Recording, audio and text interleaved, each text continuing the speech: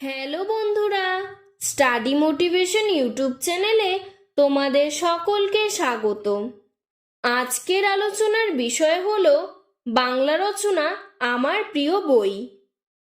1 নম্বর, আমার প্রিয় বইটির নাম ঠাকুমার ঝুলি।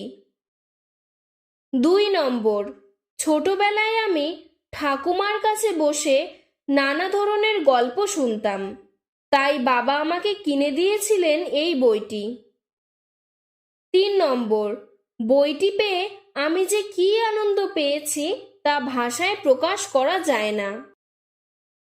4 নম্বর, কারণ ঠাকুমার মুখে শোনা গল্পগুলির সঙ্গে এই বইয়ের গল্পগুলির এক অদ্ভুত মিল আছে।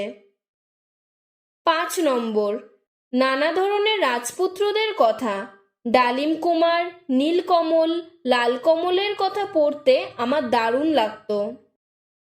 6 নম্বর, পক্ষীরাজ ঘোড়ার কথা পড়ে মনে হতো আমি নিজেই বুঝি পক্ষীরাজ ঘোড়ায় চেপে 7 সমুদ্র 13 নদী পাড়ে চলেছি।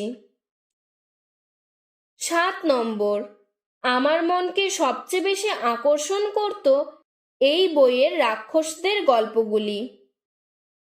8 নম্বর, এদের অলৌকিক বীরত্বে আমার মন খুশিতে ভরে উঠত।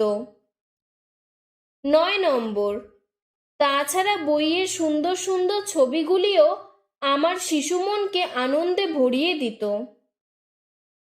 10 নম্বর, এই বইয়ের গল্পগুলি পড়ে আমি আমার সহপাঠীদের সেগুলি শোনাতাম এবং তারাও গল্পগুলি শুনে খুব আনন্দ পেত। আজকের ভিডিওটি এতটুকুই।